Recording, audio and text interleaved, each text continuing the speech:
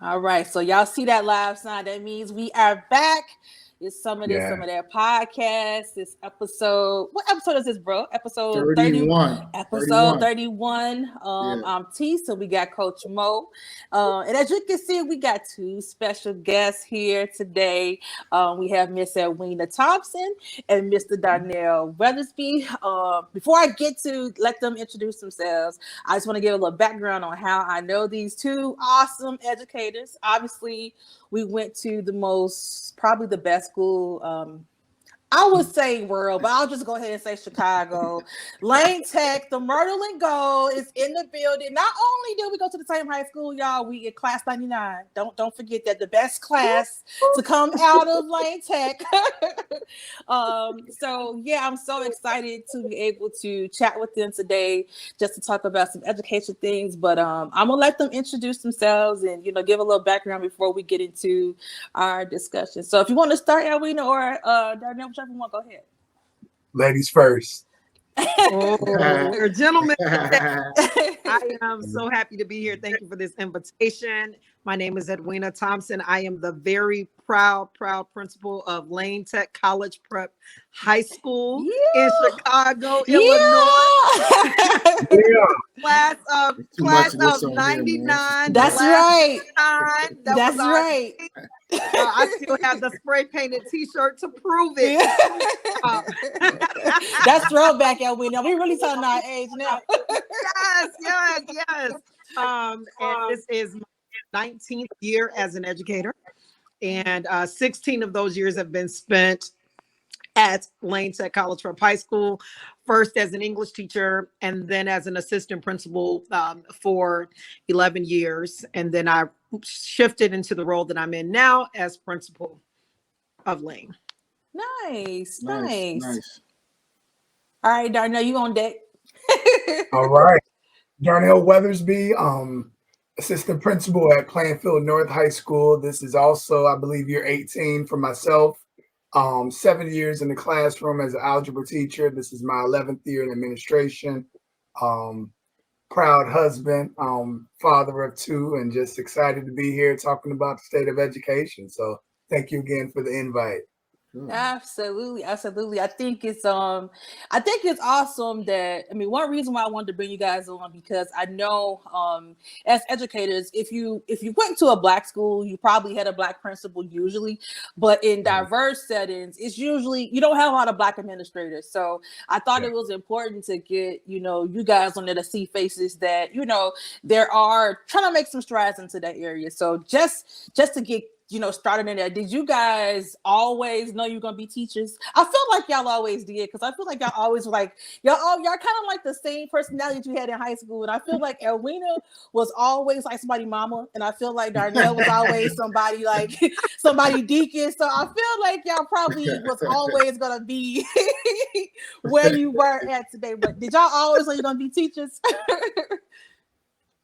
I will say I'll give a shout out to my dean of education at Trinity, where I went. I originally didn't major in education. Okay. I was like undecided, but my first semester as a freshman, I was like flunking out of music class. I'm thinking I was going to do something with music. And they like, you have to go back home because you can't do music. I don't know what you're doing.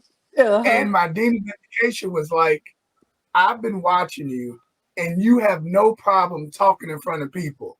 Have you ever considered? And literally second semester freshman year changed my life. Like, it wasn't even in my trajectory, but she saw it in me, signed me up, and the rest is history. So yeah. That's nice. What about you, Edwina? I always wanted to go into education. I actually used to make my cousins my students when we were little. I can school see in the it. living room. So I knew it. But when I entered college, I double majored to start in elementary ed and business. My first day on campus, I went to get help with class selection from the business department. And it was not the most pleasant experience. And I remember going to the registrar and saying, nope, I'm not a part of that. And so I thought I wanted to do elementary ed until I met my college professor. Her name was Professor Barbara Dixon at Stevens Point. And I was so amazed by her class. It was Southern Women Writers Okay. at in Stevens Point. And so, of course, that was we read a lot of Black female authors. And Right. me, like, wait a minute. I love this. I love the discussion, reading their stories. And I decided that that's what I wanted to do. And then I changed my major to secondary English education with a minor in computer information systems, believe it or not. And I just I ran didn't with know it. that. Yeah. And then Yeah. shortly after, I said, you know what? I want to be a teacher, but one day I want to be a principal. And I didn't know when. I just saw it like down the road, like one day later. Mhm. I didn't Yeah. imagine before 40 Yeah. before 40. But so yeah. That was dope. So I mean, so that transition from being a teacher to administration, like how was that? Like I know that it's already hard being a teacher, but to transition into administration, like how was that? Like Yeah, I would say like it was my 7th year going into my 8th year. So I got my master's from Temple when I was living outside of Philly for about 8 years. And for me, I just felt that itch. I was like, okay, they already got me doing a bunch of stuff around here, but I'm not getting paid for it. And then, I'm mentoring teachers, I'm helping new teachers, and I'm like, hey, I can do this right. and do it well. If I'm a good teacher, I can equip teachers to be better teachers. So then I just started the ball moving in that direction. But around year 5, year 6, I was like, okay, if I can impact 100 kids, why not impact the whole building and impact those teachers who are impacting all these other kids? So that kind of did it for me. Okay. Impact is very interesting. So when I went to get my master's, I was getting it for down the road. I'm like, you know what, let me do this now. I don't want to allow too much time to lapse between my bachelor's and my master's. And I remember in my last year of my master's program, I was approached about, well, why have you considered applying for an assistant principalship? I'm like, yeah, one day, but not right now. You know, I mean, I was in my 20s at that time, and a position opened up, and I was encouraged by another administrator who said, you would be phenomenal at this. And I realized I was already working with so many other students outside of my classroom because I was a debate coach, gospel choir, and BSA, and relationships and connections with students outside of my typical classroom. I feel like some of those relationships were even more vital because they spent time with me outside of grades, and I just was able to develop and kind of push them and motivate them. And they spent a lot of time in my classroom. And so I said, you know what? I think that I can make this happen. And I had good relationships with my colleagues. And I felt like, man, if I can work with the adults who are then helping the children, how far can this actually go? And so that was it for me. And there was no turning back. That's what's up. So one thing I want to just ask about, a couple things. So I know I've been hearing a lot about teacher shortages because I got a lot of teacher friends. And so why do you think, I know teacher jobs are not sexy, it's not a sexy job because it's rough. I mean, like we talked about before we got on the show, you guys got to get up 4:00 in the morning to be at school, at 6:00. So it's not an easy job. I know teachers that have been doing it for years. It's a love thing. You have to have a love for it. So, but with that being said, why do you think, what's the big thing, I guess, factor that you're thinking is keeping people from going into the education field? Because it's such a need, and I always see people that have job fairs and education fairs. What do you think? What's the gap between the teachers or our communities in getting more teachers? Yeah. You want me to go first, Darnell? Yeah, I'll let you go. Well, I think there's more than one reason. One, a lot of, I'll say, a lot of the reasons that people used to go into teaching was because people spoke about teaching as such a highly regarded profession. And so it was encouraged. Like if you were a teacher, you were highly regarded by your community, you were respected. People wanted to know what you had to say about the topic. Your job was considered vital and, you know, and essential to making sure that our world would be a better place one day. And I think a lot of times now there's such a negative cloud, and there's so much more that goes into it.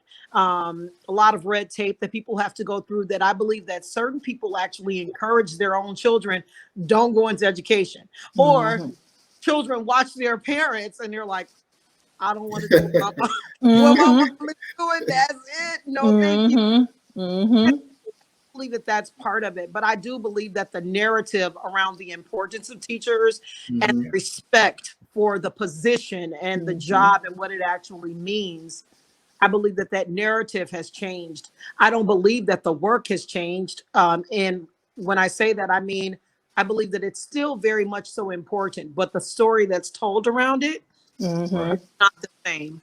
And it's not. So that's what I believe is causing that. Yeah, I agree. And then I would just chime in and say, from a dollar and cent standpoint, like you've spent all this time, you know, in undergrad, getting this degree, potentially got loans to pay off. And, you know, depending on where you're at in your season of life, do you got a family? Do you not? Do you have children? Do you not? It's not the most lucrative start. Yeah. You know, if you kind of stick with it and then you're where we're at, it's paying off. Right. But those initial years, it's like, ooh, you just truly belong for the profession. So I think a lot of people don't, you know, if I go to school and I get a degree and I graduate, if I'm an engineer, if I'm an accountant, if I'm one of these other more lucrative professions, it seems more worthwhile to invest 4 years of my time, energy, and effort. So I think that's a big drawback. And then if you take it a step further in our community, you know, in my district, I'm helping spearhead the recruitment and retention and hiring of diverse staff. And when we go to school, it's called, you better get something that pays bills. If you're coming out and you still struggling, like, why did you go? You're still struggling. Facts. So many of us, you know, we're going for engineering, we're going in the medical profession, accounting, like Edwina, business. We're thinking six figures. We're thinking down the road, I'm gonna make this work. So, you know, talk about a Black man in education, they're like, no, it's not paying off soon enough for me. Right. And I guess that makes sense too, Darnell, because the number of Black teachers in comparison to, like, even in Black communities, there aren't even a lot of Black teachers teaching Black kids. So again, that number is even lower when it comes to Black male teachers. So that's why I'm like, you know, it's kind of sad, because, you know, I think sometimes our kids are not taught the way they should, because it's just a lack of not understanding the community. It's not because the teachers are necessarily bad, they just are not a part of the community. They don't really know how to teach our kids. So I mean, it's good to hear that that's a big initiative for you, like, to kind of, you know, recruit, you know, more Black teachers. I mean, now being said, while you guys are working in like diverse settings, do you feel like you get drawbacks if you're trying to, like, on purpose hire more, you know, Black teachers, maybe more Latino teachers? Like, do you feel like, you know, you get any pushback, or, you know, just from trying to do that, or? Well, Chicago Public actually has an initiative right now where they're trying to diversify staff across the city. And our school, for the last several years now, we've really been focusing on equity, and not just equity when it comes to hiring, also equity in how we work with students, how we ask staff to work with students, how they consider their situations. And so even though a lot of them don't come from the same communities as our students, as our students of color, should I say, we provide the narrative for those students based on what the students share with us. So we do things like focus groups, and we share what the students actually say about what they want for a meaningful experience or how certain things make them feel. And we actually share that with staff, because even though they might not come from those same cultural backgrounds or the same socioeconomic status as some of our students, they still need to hear about their experience and empathize with that, even though they have part of it. And so I think that the more that you expose staff to the experiences of students, whether or not that's the immediate conversations in class, the types of literature that you're reading, the articles that you're presenting, and the more that you do that in a positive light, I think it opens a door, makes staff feel more comfortable, even if they are not of the same skin complexion. And it also helps students to feel like they have a place, even in a diverse environment. Yeah. And I would add to that, you know, I always, in the hiring process, you know, we're always saying in my building in particular, is in my district, you know, of course, the most highly qualified, all things being equal.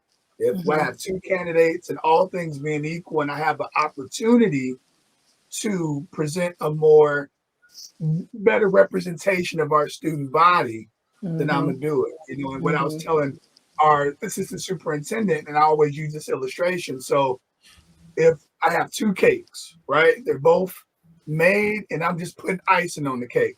You know, if I can put some chocolate icing on that cake, and they both cake, and give me the icing, I'm going for that. I'm going to the top. You know, I can't bypass. Do you have the degree? Do you have the qualifications? Do you have the experience? We can't cut corners for diversity, but at the same time, I can't be intentional in what I'm looking for if all things are being equal. So that's why I tell people, nobody wants to eat a can full of icing. I want the cake, but if I can put the icing I want on that cake, then I'm doing that. So The other thing too, Darnell, is the pool of applicants who actually apply. And so a lot of times that's scarce. And I mean, at the same time, you do, like when we're interviewing, like I'm going to choose the best candidate for the job. That's I realize that these people have to be in front of students. There's no question about that. And I need students to get what they need. But a lot of times you can go through 100 resumes and do 60 interviews, and you might not even have a candidate who comes from a cultural background other than the dominant culture within your school building. When school, the north side or western suburbs, you know, so I think that sometimes it's because people feel that they might not get a chance, and so then they don't apply, or when they do apply, they really can't speak to the culture of that actual school. Sometimes there's a learning curve that's there, and someone else might be able to speak to it a little bit better. And so I believe that also, just the initial pull sometimes is a struggle. I can see that too, because I hear that. I hear that also, that, you know, it's just sometimes people are just not applying, you know, so you can't even diversify because there's nobody to really pull from, like you said.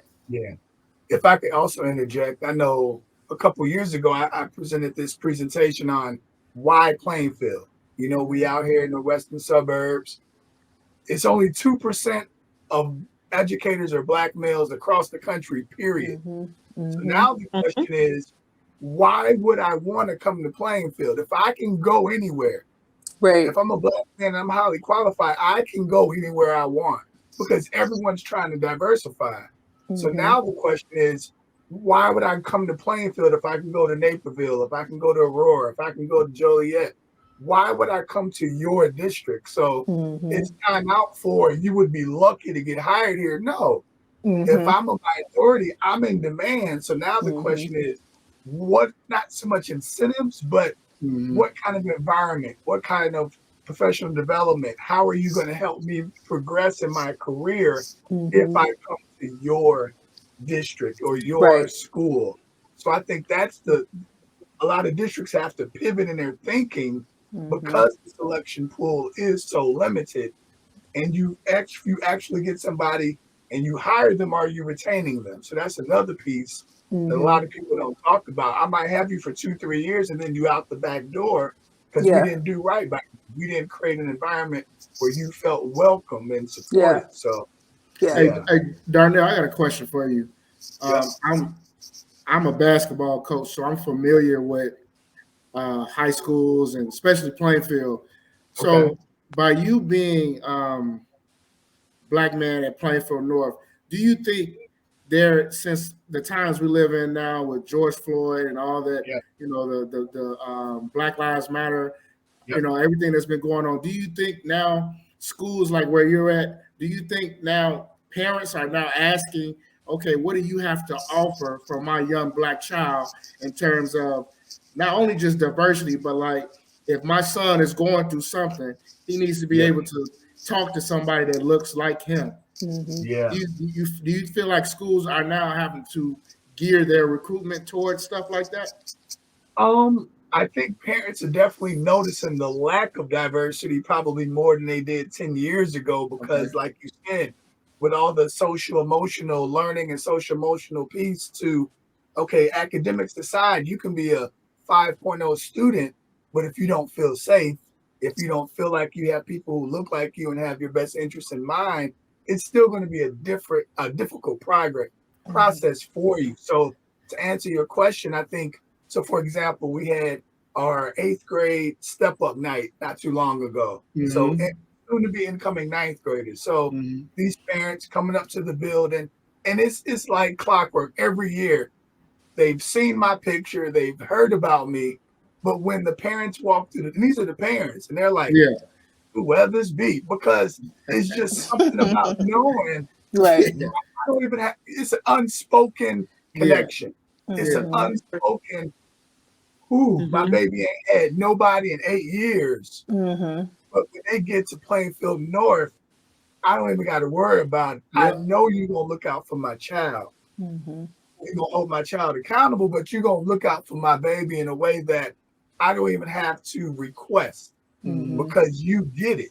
Right. And I think that's the power that a lot of districts don't understand that comes with the package of diversifying their staff. It's the unspoken that we get. It's the I already know what your mom and daddy done told you. Look, you know, quantify that, but that's what we bring. So I think to answer your question, districts are learning. Some of them are being forced to. Some of them, you know, state mandates are saying, "Hey, what steps do you have in place?" Some districts take it seriously, some still don't because they're still succeeding. And I think that's the thing that's sometimes unnerving. Districts are still experiencing success academically, so they don't think it's an issue. It's an add-on to them as opposed to a necessity. Yeah. Yeah. That makes that makes sense. So I'm gonna ask a silly question. It's not silly, but it's not silly, but but it's serious though. I hear people say, you know, and I mean as educators, because you guys see them every day. Do you really think people are saying like kids are dumber? Honestly, like even with all this technology, seriously, they say these kids are dumb. Like, you know, like because this, I guess because of it's so different from how we were taught, and people don't, you know, I guess a kid seem maybe less interested in school because they have the devices and all of that. I mean, I can't say that kids are dumb. I don't think they're dumber. I just think that, you know, maybe their interests are not the same as they were when, you know, we were kids. But in this, like, I mean, how that process of trying to keep kids interested in school, like, do you guys struggle with that, especially when COVID happened? Like, how was that for y'all as far as teaching, and even with the teachers and stuff? How did that go? Like, how was that process? I know it was difficult, but you know, how did y'all recover? I should say. So no, kids are not dumb. Let me start by saying that they, in my opinion, they have so much more information at their fingertips, and they can access it easier. Their learning process and their access is much different than what we had. Like, I still remember looking through encyclopedias, and if I didn't looking it up in the dictionary, going to get the dictionary off the shelf and searching it. They don't have to do that. They just ask Siri, you know. And what's happened is they have shifted to a different learning model, a different learning method. But most of our schools have not. Mm. And Okay. so since they have access to all of this information, I think the problem is that we know they have access to this information easily, but we haven't asked them to think critically about the information that they have access to. And that's the shift that we have to do. So they don't have to go through the process of writing all the definitions down to all of these words. No, they can get that easily. But how do they actually utilize those words when they are communicating with others? And how do we teach them how do we give them inquiry-based experiences that allow them to discover, things about the knowledge that they have, because they have the access, right? But they have to be shown how to utilize that to find information that's not readily accessible, stuff that's not easily found in a book, but stuff that you have to think and that require human interaction sometimes, like the interaction we're having right now. Yeah. You're asking us these questions. There is no script. You're asking us what we think. We have to process our own environments, what we know about the world, what's the right thing to say, what's the wrong thing to say. And a lot of times they're in front of computers and they don't have to do that. But putting them in these kinds of situations to think critically and to have human interaction, that changes. But that's what I think it is. We haven't caught up to them. Yeah. It's an information overload. Like I still work with kids. I wouldn't say that they're dumb. I think they, just like you said, they haven't the process of teaching them, how to, compartmentalize that stuff. Like, okay, this is a lot of information and you're a developing mind. It's too much. So, I think, as you said, as the education system catches up with them and technology, they won't, it'll be better, Yeah. And then when we talk about the pandemic, like that was a struggle in the sense of, so for 18 months, so to speak, they were confined to in their house. Every family was impacted differently. And now them coming back, let's just say this year alone, those social skills, like you can have 100 kids in the cafeteria and they like this, just tunnel vision. That's their safe space. They put on that hood. They got that phone, and they don't care about nobody and nothing. A lot of them. You put the mask on. So now, I joke with kids if I see them outside of school, and it's like, so that's how your whole face look, because I haven't seen your whole face in 2 years. Yeah. Like, where does the mustache come from? Right. Like, I haven't seen you. You a man now.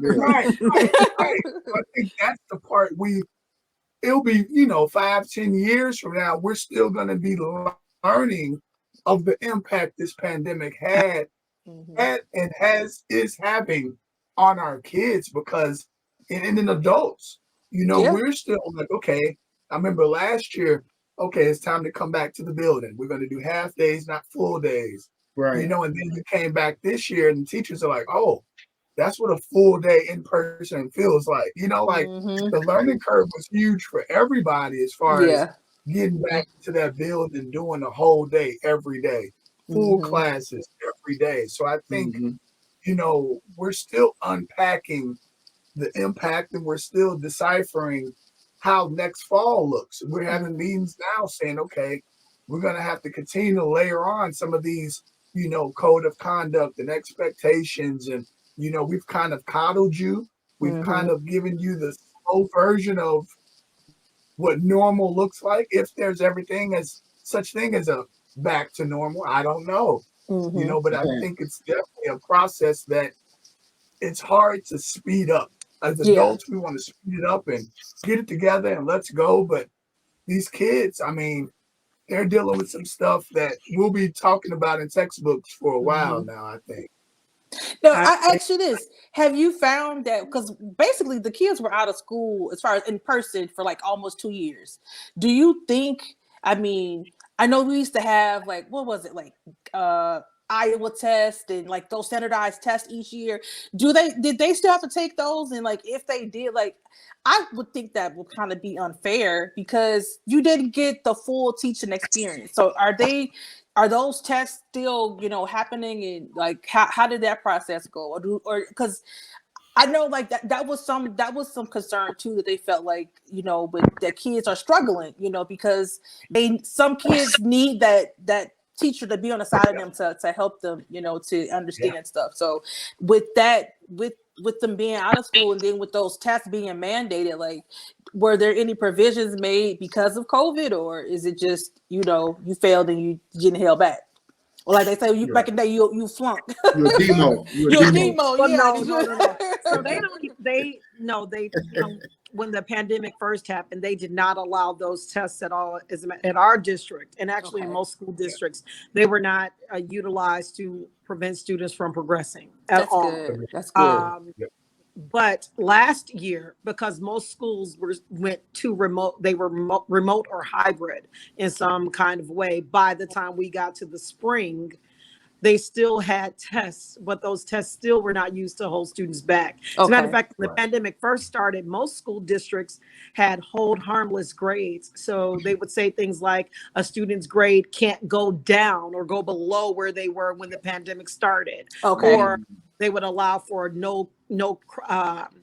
they wouldn't get a grade and it would not count in their GPA, but they also couldn't earn credit for the course if they didn't do what they needed to do. So it was a way to keep the students from having an F on their transcript in high school. But at the same time, the 8th graders, they were allowed to matriculate into high school in CPS. And I think a lot of schools mimicked that. I don't know if Plainfield North, I don't know what they had, Darnell. No, very similar. I mean, you talk about ACT, SAT, a lot of the colleges are like, take it if you want, but we're not using that in our, process to determine if you qualify or not for college at this choice. So they really weighed on GPA more than other things in previous years. So I think everybody attempted to pivot and make the appropriate adjustments so that kids weren't penalized. Because I know this year, even as we had summatives last month for our teachers, evaluations, the big talk was, how have you navigated the learning gaps? And teacher after teacher after teacher was like, it's been difficult because there was no test to kind of give you a heads up of, okay, I'm going into this new unit. Where are the gaps at? You're literally learning it as you're teaching today's lesson. Like, so you didn't get that last year. So you're really pivoting in real time, trying to triage and give those kids what they need in the moment, because there was no way of deciphering beforehand where they were lacking. So I think teachers really felt that this year, saying, hey, I adjusted to the best of my ability given the content before me, but it was hard to predict where the gaps were. And if I could be totally honest, I understand the value of SAT, PSAT, ACT. As a matter of fact, most of my students took it even though it was not mandated. They took it, they submitted their scores. But I believe that the real way to find gaps in the first place are based on the learning that happens in the classroom, not from the standardized assessment, so giving the teachers the chance to say, hey, this is where they should be, but this is where they are. And teachers being encouraged to actually do some level setting and finding out where their students are so that they can make adjustments to give the students what they need. That's the differentiated approach, but that also comes through feedback and conversations. But I think that it happens best when it's actually in the classroom and not necessarily through a standardized test, when you have all of these other factors that go into that testing, anxiety about testing. Absolutely. Do I really know all of this material? Can I guess it right? I'm hungry. I've been sitting here for 3 hours. There are so many factors that go into that. So. For sure. And I tell people that all the time. Like, one thing about Wayne, by that being a college preparatory school, I felt like I'm a professional test taker. I'm a horrible student, but I know how to take tests because most of my teachers, they they prepared us, because I mean it's a college prep school, so we learned how to take, how to pass tests. You know what I'm saying? You got the information too, but like you said, I think that approach or about what the class, about how the student performing in class, I definitely think that should supersede those tests, because I could pass the test, but I probably was like a straight C student, but I could get a good grade on my test. So, it's a catch-22. But just switching gears before we kind of close out with you guys, I want to talk about like the work-life balance. So what do you guys do? Because I know like it's hard when you have so many students. Those like the little kids. So how do you turn it off when you get home? And then what do you do to kind of like unwind? Yeah. I'll start. For me, and this has just kind of been my pet peeve. If I'm not in the gym 2 to 3 days a week, I'm looking crazy, because I need to have my earbuds, look crazy, do what I need to do. So I'll come home, change clothes, hit the gym, and then I'll come home and take off my principal hat, put on my husband hat, my daddy hat. I need that moment to pivot. Yeah. Because the stress of the day, you don't never necessarily leave it.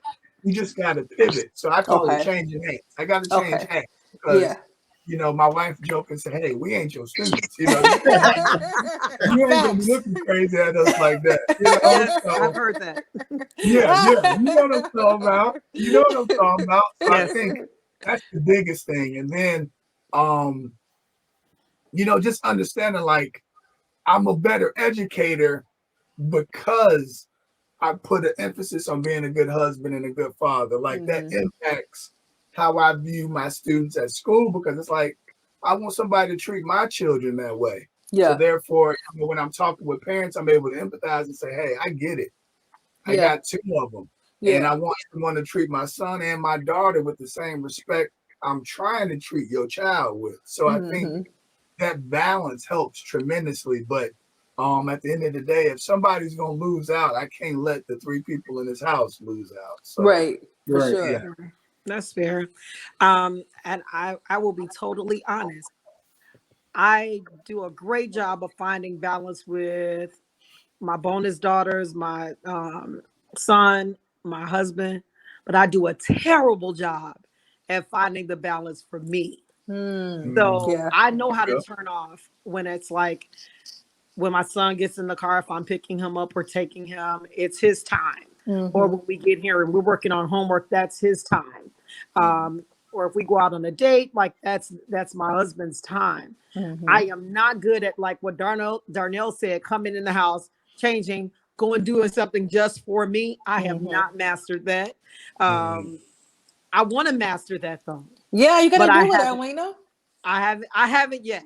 And so my balance has been still giving of time, not for myself, but to the people who do matter very much so for me. But I do believe that it's important to have it. Like, I applaud you, Darnell, for being able to come in the house, putting on those AirPods and leave it back out. Like, kudos to you. And I strive for that. And I've been talking a lot about that lately, about putting on your own mask first before you can put on the masks for other people. Yeah. And I speak it. I encourage my APs to do it. And sometimes I do not follow my own advice. Which you gotta, I'm gonna bug you on that now, Edwina. Make sure you taking off and putting your mask on now.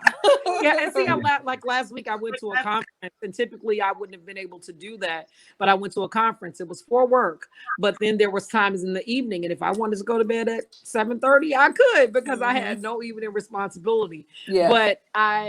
And so that technically is something for me, because that gave me an opportunity to sit and get. But doing that on a consistent basis, no, that does not happen. And it's not good. I want to be clear about that. It is a terrible habit.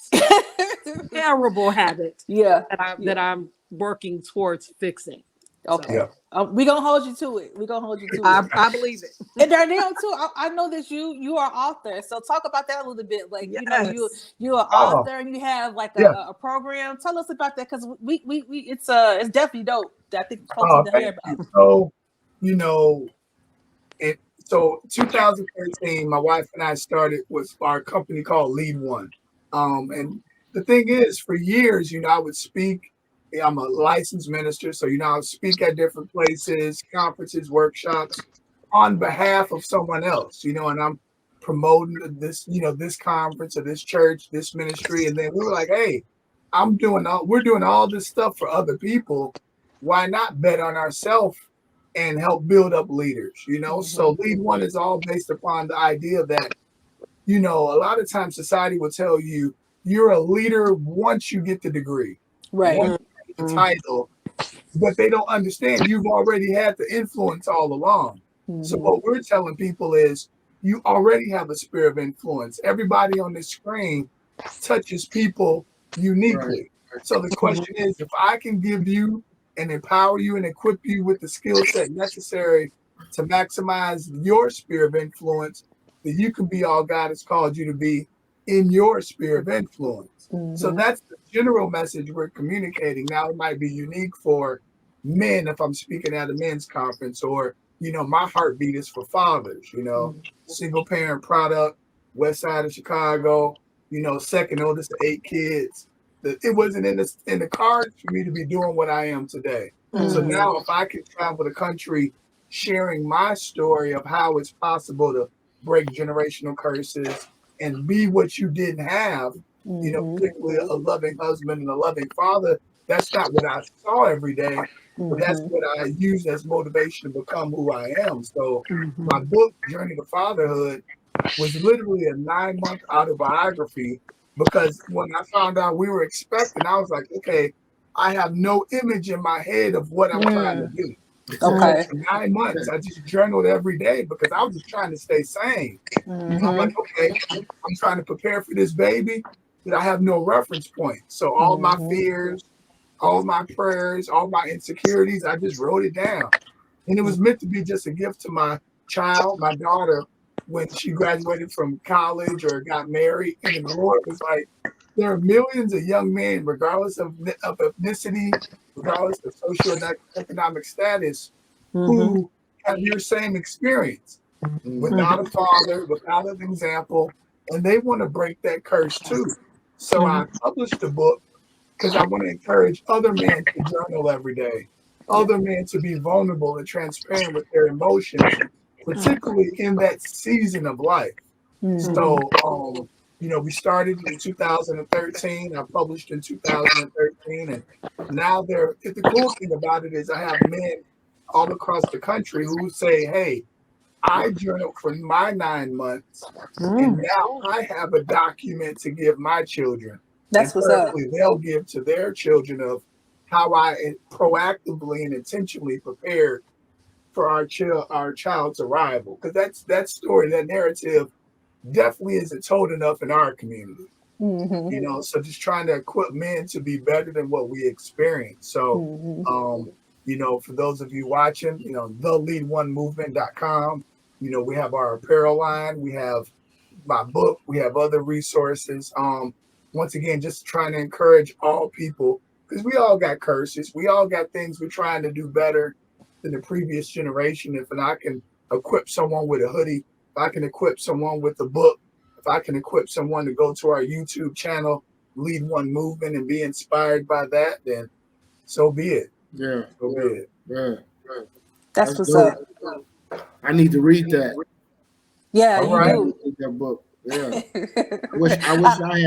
I wish I had a manuscript when my wife was first expecting. Man. Yeah. Well, before we let you guys go, I'm gonna ask you guys a few just little fun fact questions. Okay. Now before this first question I got, I gotta know first. I mean, if I'm gonna ask it or not. Do you guys watch Abbott Elementary? Yes. Okay. All right. Good. Okay. So y'all know the principal. That's Ava. Oh Lord. Okay, y'all know Ava. Okay, so what is your principal style? Are you more Ava or are you more Joe Clark? Which one? I'm Joe. I'm gonna go Joe Clark from a. I'm gonna go Joe Clark. I'm gonna go Joe Clark. Yeah. Because Ava don't do nothing. She don't. If y'all don't watch Abbott Elementary, y'all gotta tune in. Yeah. It's absolutely She don't do hilarious. nothing. She don't do nothing. Right. No, she don't. She don't. All right. Okay. This is a very important question. Very important question. This will tell a lot about you guys. Do you put sugar? Do you believe in sugar in grits, or just salt and butter? Sugar. Sugar at 1,000%. You too, Sugar. Darnell. Oh See? my gosh. See, I don't think it's no wrong answer. It is. Sugar is I'm wrong. telling you. Sugar is wrong. Y'all are wrong. Disclaimer. I ate too many grits growing up, so I struggle eating it right now. I ain't gonna lie. I told myself, hey, if I got a choice, Yeah. I'm telling you, grits and oatmeal. I ate too much of it. Yeah. Too much. Okay, so bro, you put sugar in your grits too? When I used to eat grits, I'm like him. I don't eat it anymore because that's all I ate growing up. I hate grits. But my mom would put sugar in there. Okay. I'm disappointed, you guys. I really am. The only time I don't put sugar in it is when I'm eating shrimp and grits. Okay. And then I put like Gouda cheese and things of that nature. Oh, you got fancy. And butter. Oh, you got fancy. Right. Gouda cheese. I'll put a slice of milk and cheese on there, and that's it. that brunch. That's that brunch right there. That's what that is. Yeah. Okay, all right. 2 more questions. Okay. Are y'all Cubs or Sox fans? White Sox all day. Amen. I'm gonna get in trouble, but so I'm gonna say this. My husband is a White Sox fan. My school is a Cubs school. Exactly. Darnell, you should be ashamed of yourself.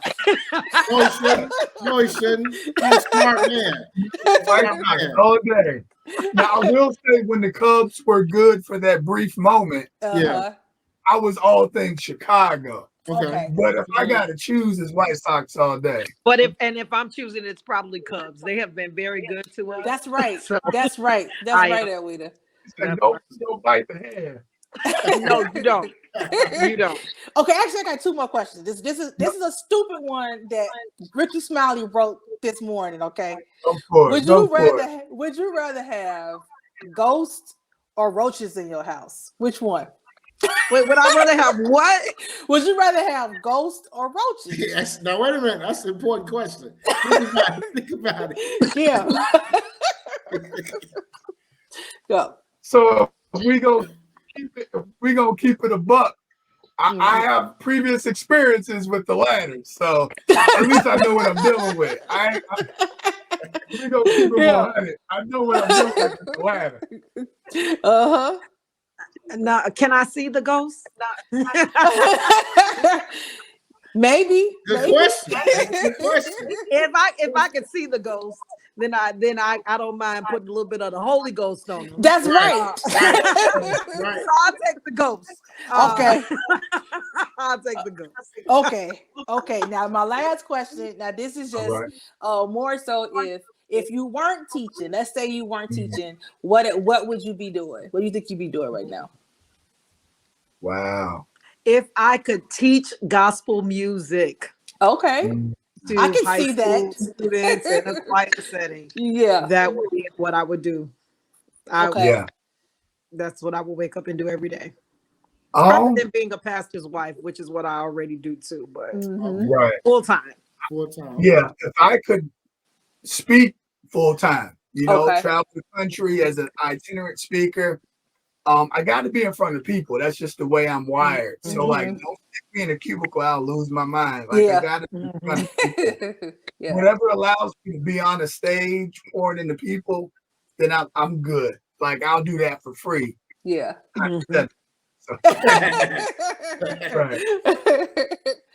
Wow. Well, I definitely I super appreciate y'all. I am so proud to have known you guys. We go way back, and I'm just excited to see what you guys have next for your next chapter of teaching or whatever it's speaking or whatever that may be.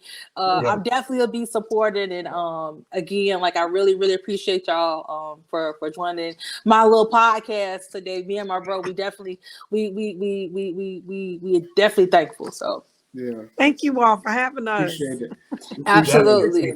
And we're proud of you too. Now, Somebody Yes, should we be- are.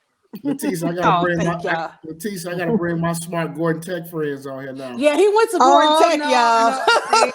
See, now you started stuff. Now you started. Matisse We done don't- raised the Tech doesn't bar. even We don't exist go over anymore. the bridge. We don't go over the Gordon Edwina, Tech doesn't even exist anymore. right. Edwina, she raised the bar. I gotta bring my smart Gordon Tech Yeah, friends. that's right. Impossible. You got It to won't- come it won't- hard. it You got to won't come matter. hard now, bro. It won't matter. No. That's right. Well, we thank y'all. We thank y'all, and I'll be sure to post y'all info and all that once I post the episode. So thank All y'all. right. Thank you. Right. Right. Thank Have a y'all. good night. Yeah, Have a you good night. too. Good one.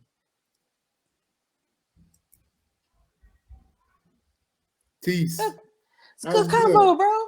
Huh? That was a good convo, That was bro. good. That was good. Got my LT folks in the building. Listen. Let me. I'll just say this. You obviously you graduated from Lane Tech, For sure. but I know a lot of people from Lane Tech. That's Well, crazy. your school was right down the street, so But not only that, and then the people who we from the West Side, so it was a lot of people that we grew up with that was actually smart in school. They went to Lane Tech. Yeah. Was this Yeah. is crazy? I always think about that. You know what's funny? What's When up? I went to Lane, bro, my first year, because I struggled so hard for being a lazy student, Yeah. I had, like you said, even though that was quote unquote the smart school back in the day, we all get on the same bus going home. So if you getting on a Western bus and I get off at Madison, I go off at Jackson, I still got to stop through the hood to go home, Go because home. I Yeah. live on Hamlin. So Yeah. the crazy thing, people used to back in the day, they used to always beg Lane Tech, you know what I'm saying? And they'd be like, oh, you know, that was like the big thing. Everybody used to say Lane Tech. And so I used to, because that first year was so horrible, I was like, I told my mom, I was like, I don't want to go to Lane no more. Like, first of all, I'm struggling in school. And then two, like, you get tired of being on the bus and everybody's saying Lane Tech. I'm like, you know what? Lane Tech. I want to go to Westinghouse. And she's like, what? Westinghouse. I know. It was close to the house, and I felt like I knew a few people already at Westinghouse. So I was like, I'd rather just go there.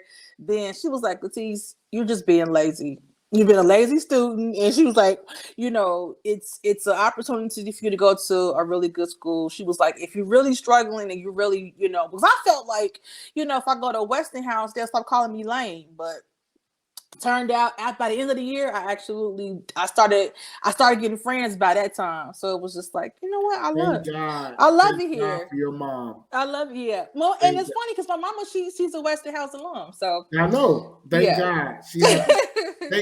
God gave her wisdom in that conversation.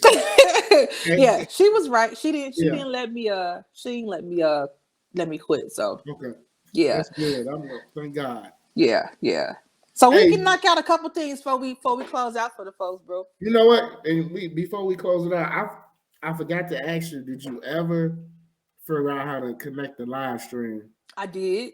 You did? Okay, Yep. good. Yes. So next week we live. So next week, everybody, we got this nice show we put together. Mm-hmm. We're gonna be live on Facebook through the live stream. Mm-hmm. So you guys, it's gonna be on Facebook and YouTube. So you can actually do both. To interact. You guys will be able to ask questions, all that. So make sure you follow the Instagram page, some of that pod, and make sure you follow the Facebook page too. Because what we're gonna do, we're gonna let everyone know when to jump on, what time we're gonna go live, and it's gonna be a really good show next week. It's gonna be entertaining. That's all I gotta say. Y'all see how well-rounded we are. We can be classy like we was today, and we're gonna be ratchet. Some of this, some of that. I mean, you don't know what you're gonna get. Next week will be the definition of ratchet. It's not. I'm gonna bring the class too. I'll make sure that these young men don't get carried away. But y'all wish me luck. If they got any beverages, it might get carried away. Lord, I'm gonna make sure I will them in, y'all. Yeah. Okay. All right. Cool. Yeah. Cool. How was your week though, bro? It was kind of busy. It was kind of busy this week. Yeah. Got stuff to do at home, and speaking of busy week, first of all, my daughter got accepted to her high school of choice. I saw that. Go Court. Congrats. That's number one. Number 2, she got her final scholarship information. So basically, Courtney gonna be going to school in high school for almost, I don't want to say free, but me and her mama ain't got to pay a lot out of our pocket. That's what's up, bro. That's what's up. I know you're happy about that. Very happy about that. I know you're happy about that. Yeah. And she was excited. Your pocket's happy. She was excited. She got like this little goal list, so she checked those 2 off. So her last goal of her 8th grade year, she wants to be the valedictorian. Nice. So that's her last goal. And I never wanted to do that. No. I mean, that's a good thing to aspire to be. I mean, like I knew I was never a good enough student, but I was, it's good that she's that, has that kind of ambition. You know what I'm saying? Like I'm not just gonna be a good student. I want to be the top student. Like that's what's up. Her goal is to be that, and she said that's off her checklist for this year. She said, well, she can do that. Yeah, Court gonna be leaving us in the dust. She gonna be little Kamala by the time before we look up. I'm all for it. That's what's up. Yeah. I'm all for it. Let's get it. I love to see it. I love to see it. Let's get it. I love to see it, yo. Hey, I know you want to be. I know before we get off, I know you want to talk about the Ryan Coogler thing. I want to hear your thoughts because I think I got a different take from everybody, but I want to hear your thoughts. Okay. Well, I mean, if anybody, unless you live under the rock, you've probably seen in the news about Ryan Coogler being detained while he was in the bank, withdrawing money. And so I just wanted to hear your thoughts of it as a Black male, because I don't actually think it was a racist thing, so to speak. I think it was more after I've heard like all the recordings, I've seen the recordings and seen the video, and I've heard the recordings of her call to 911. I just think the young lady was a little, I don't want to call her dumb. She wasn't thinking. And I understand just, if you're not used to seeing notes, which people that are tellers, that I know, that somebody writes them on the paper is not unheard of. People do that all the time. They'll come in there and say, I need, $2,000 and they'll write down, I need 10, hundreds, I need, 550s or whatever. They'll write that stuff down on paper all the time. So I think, I think she didn't even, all the safety precautions before we get to calling the police, you need to have, as a teller, I feel like you should have done your job and verified the information. She said on the recording that she didn't even look at his ID. All she saw was California, but she didn't even look at the name to verify that it was the same thing on his slip or it's the same thing that came up. I just felt like just a little bit more investigating could have avoided all of this, because even the dispatcher was like, so you didn't verify anything. She was talking to her in the sense of like, why are you calling us? Like, if you didn't verify anything, why are you calling us? Does he have a weapon? No. So it's like, I don't understand what startled you. Like, you know what I'm saying? I could see if he had a piece of paper that said, open this, empty your drawer and give me all the money out. Like, that's what robbers do. Like, that's not what happened. I'm like, and like I said, I don't think it was a race thing, but it could be. I just think it was more of just that young lady, she didn't comprehend well. And maybe, honestly, bro, I think maybe she didn't know what discreet mean, like, because he's telling you, I don't want to, your study saying, you're asking me questions, and I'm telling you right here, I don't want to announce I'm taking out that kind of money. You know what I'm saying? People like, well, he should have asked for a banker. If you know Ryan Coogler, if you follow his career, he like a homeboy. He a regular dude. And I think he moved like a regular dude. And maybe he just got to, maybe he just got to realize he ain't regular no more. You know what I'm saying? And, that, like he said in the video, that's probably something that he'll look forward to do now, is maybe I'll just call a bank.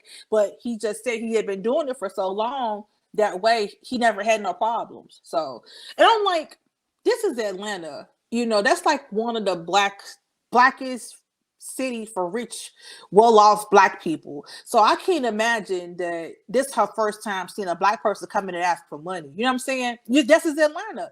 All the rappers, all the Black celebrities live there. So I'm sure, that's not her first time experiencing a Black person with, wanting to withdraw some kind of money. If it's a situation where he needed to have another, if he needed to request a banker or whatever, just tell him that. Like, how do we get to the point that we just call him the police? Like, I don't know. It was weird. It was weird to me. You know what? I think to tell her, I just think she freaked out because of his appearance. And I think that his appearance freaked her out. And what about his appearance? With the mask, the glasses, all that, the beard. I don't think she knew who he was. And she probably didn't. I don't think she didn't know who he was. I think when she read the little note, I think she just got understandably nervous and alarmed, and she probably lost all focus. But I don't blame her. You know who I blame? The manager. The boss. Yeah, me too. Because the manager is supposed to step in and say, wait a minute. If there's some inconsistency, he can step in, or she is supposed to say, can I see your ID? Right. And before it gets to the point where he goes outside and the police is there. Yeah. I blame the manager more than the teller. Oh, I do too, bro. I honestly think the teller had a slow moment, like slow. Real slow. She sounds very slow on the phone. I think she was slow. Yeah. But the manager is supposed to be the one that's supposed to intervene. Yeah. And be like, oh, okay, you do this all the time, sir. Whatever the protocol is, get him his money, apologize, he gone. Mm-hmm. Now, I'm thankful that he wasn't an ignorant Negro. I'm just gonna say that. Mm-hmm. Because if he would have been ignorant and the police rolled up, this might have not went the way it did. It might have been bad. And it's unfortunate. But you know what, bro? It's unfortunate because I totally agree with what you're saying by saying if he wouldn't be ignorant, but it's just like, how come Black people are not allowed to be angry? I would have been pissed off if this man. I'm the man who made Black Panther the highest grossing Black movie ever. Okay, and damn near until the last Marvel one, it was #1 Marvel movie. So I'm not even to even like be braggadocious like that, but it's just like, how did I work my butt off? And then his first movie was about police, not brutality, but that situation at Fruitville Station. Mm-hmm. Then to be encountered, you could see you saw in he was talking about how he was having a panic attack. You can see he couldn't believe it, and I just think it's so bogus that Black men, it's not like even the cop was like, they kind of trying to make him say, well, just listen to him. He like, I am listening. Why aren't we allowed? He can be upset because I worked my butt off. I come here, and not only is it's a Black teller that does this, and a Black woman in the hallway talking about, oh, good job. And then I got Black cops pulling, guns on me. I will say the cops, they pulled it from their holster, but they put it right back in. I mean, that's probably protocol coming in there when somebody say it's a bank robbery, but they didn't point it at him, which, that would have been a whole other story. But the fact that he was still surrounded by them and they handcuffed, he has the right to be upset. Or maybe the Black cops, after he got there, realized, well, damn, that is him. Because see, here's the thing. I don't think they didn't. Because when the one was reading his ID, when he showed him, he said, "Just read my ID." He was like, "What's your name, Ryan?" He couldn't pronounce his last name, but he said,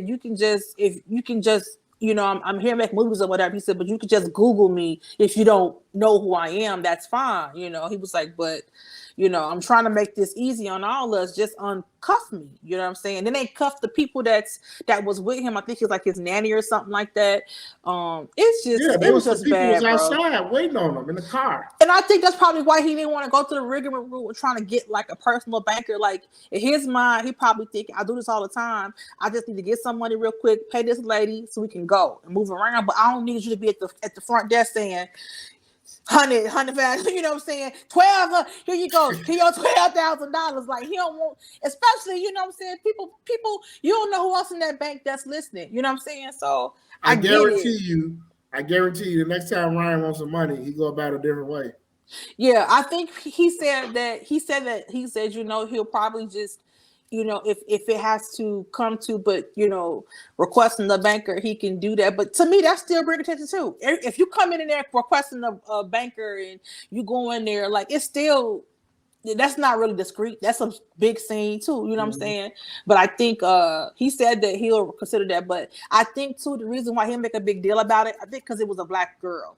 Yeah, He said, right, I think I'm pretty sure, because knowing how Ryan Coogler is with black people, he loves everything black, all things black, and he's not good with code switching. If y'all watch his videos, you're gonna get the same Ryan, you know, that he was when he was, you know, doing Fruitville Station 2. But that's how he is. He's a true LA dude. So he is. You know, I just think that it's unfortunate. He's very smart. I just hate. Because to me, it's like out of all people, I'm like, Ryan Coogler loves black people, man. Like he wants to do everything black, and when he's making black movies, he's trying to hire black, you know, videographers, like black photographer. Like he wants it to show black people in the best light, and then it's kind of like, dang, you know what I'm saying? Like, you know, like you said, I do think the little girl had a slow moment. She had a slow moment, and the manager didn't really. The manager is the goofy. The manager is the true goofy. Because the manager could have easily been like, well, did you look at his ID? The same questions the dispatcher asked. The manager should have said, well, did you look at his ID? Did it appear different? Is his face different from the photo? Did you tell him to pull his mask down? I mean, did he not have the money in his account? Like, what did the note say? Besides, he just told me to look at the note. Well, if you read the note, the note said money out of my account. Please, can you count it somewhere else? I just can't. I still can't fathom how she thought that was robbery. Like it's the weirdest thing. I didn't even know people do that. Put notes. I didn't know people do that, and maybe because I ain't rich, but I didn't know people do that. People usually put people usually put how they want their bills on paper. They usually do that. That was people do that, and I only know that because, like, I know my sisters were tellers, and I know other people that were tellers, and just even and again, there is like for certain banks, even in my industry, like working in HR, there's certain things that flag like a high account. So I'm sure if he's been with Bank of America for a long time, his account is not a regular checking. You know what I'm saying? He probably has something. So I just felt like. I just don't know where she got how it went from, you know, if you felt uncomfortable, like he gave me a note and I don't know what to do with it. The manager, like I said, the manager is the dummy. The manager is the dumbest of them all, because the manager should have been like, oh, he just wants you to count the money discreetly. Like, don't count it at the counter. Just count it, you know, somewhere else. And for somebody that rich, that wasn't a whole bunch of money that he's asking. I can see if he said, I want $50,000. In cash right now. That $12,000, that's not a crazy number, bro. You know what I'm saying? And clearly he was getting ready to pay something big. You could tell. Well, he said that. He said he had to pay. He basically had to pay his nanny. You know what I'm saying? I figured that, yeah. Well, he said she's a doctor. I guess he got a newborn. And so she was like, or nurse or whatever it was, but he was like, he was paying her for the week. He was just saying how he not trying to announce that kind of money because, I mean, just truthfully, he know where he at. It must be nice. He gonna pay somebody in cash. He said the lady prefer to be in cash, so she probably want to be under the table, you know, high key. See, that's the old highfalutin ass Atlanta folks. Hey, I ain't mad at it. If I'm working and you know, somebody want to pay me on the table that much money, she don't want to pay taxes on that. I get it. How you want to get paid? Cash. Hand it here. It probably says probably an old lady, and I ain't mad. It probably is an old lady. She probably wears slips. She's stupid. She do. She wears in a house coat. Oh boy. Yeah, that was just crazy. That was something, man. That was a hell of a story. You know, TMZ, you know, they gotta do their jokes, whatever. You know how TMZ do, but it's whatever. Like I said, I'm glad he's safe. I'm glad nothing happened to him. Yeah. It could have been worse. It could have, you know. He didn't make a big deal out of it. He moved on, but I hope the young lady and I hope the bank teller learn from that, because that, to me, bro, do you think, I ask this before we close out, do you think that if it was a white guy doing that, she would have reacted the same way? Honestly. In the words of my uncle, hell no. Hell no. Yeah. I don't think so. Yeah. I don't think so. Yeah. Because she just would assume, oh, he getting some money, $12,000. He a white man. He must be rich. Yeah. But it's stupid. I mean, Atlanta is like rich people capital. So I don't understand like how you're familiar, but I saw that she was young, so maybe she's just not cultured in the area of knowing like, producers and stuff like that. Because if it was like Gucci, she would know Gucci and Lil Durk and all She didn't know what them. discreet was. She didn't know what probably discreet worked. was. She probably worked at Magic City. She probably worked at She's pregnant. You see the video, bro? She's pregnant. Oh well. I'm gonna send you because TMZ and everything. I'm gonna send you the clip of her talking to the police afterwards and her thought process as to why she felt the. It still didn't make no sense. It didn't make any sense. She just said, I just asked him how he wanted his money, and she kept telling me to look at the note. Look at the note. Yeah, because he wants you to be discreet. You're asking me, how do you want your bills? Look at the paper. I'm telling you how. Just look at the paper. You study asking me. I'm just like, you know what? She had no clue what discreet meant. She didn't know what discreet was. Yeah, that's what that was. I was like, I don't think she's in. But banking is not for her. No. Banking is not for that manager either, because the manager clearly didn't use, critical thinking. So, yeah. And Bank of America definitely don't want this. The Bank of America probably was relieved though that it was a black worker and not a white worker. You know it was. It's, oh was God, like, they were black. Yes. I don't think that blew me, but that lady in that security guard that when they was walking him out, the one who was like, good job, she blew me too, just as much as the manager. I'm like, girl, what's a good job? Like, you don't even know what happened. You sitting there saying good job because a black man is in cuffs, girl. Yeah, that was an L for us today. You get her goofy ass out of here. Man. Yeah, she's definitely on the goofy side. Yeah, man. But yeah, so. But yeah, that's it for us. You got any shout outs, bro? Shout outs to the brothers from Reasonable English Podcast. What up, y'all? We're gonna do one big show together. We brainstorming. We in the works. Yeah, we brainstorming. But shout out to all the listeners, the new listeners. Shout out to everybody who's been leaving comments, man. We appreciate that. Don't forget to like, share, subscribe. Some of that podcast. We're on IG, YouTube, Apple Podcasts, Spotify. You can find us on all those DSPs. For sure. And I want to again thank Darnell and Edwina for joining us today. Shout out to the whole class of 1999 at Lane Tech. That was for obvious reasons. This was the best year, best class to come out of that school. But I thank them for being a part of our show. And we're gonna be back next week with another good episode. Another good episode. We hope y'all don't forget y'all make sure y'all sign up if you ain't. Subscribe to YouTube. Make sure you subscribe so you can know automatically when we going live. So y'all definitely check it out. And get y'all popcorn ready for next week. Get your popcorn ready. We're gonna be talking about some good stuff. All right, y'all. Yeah, y'all. Peace.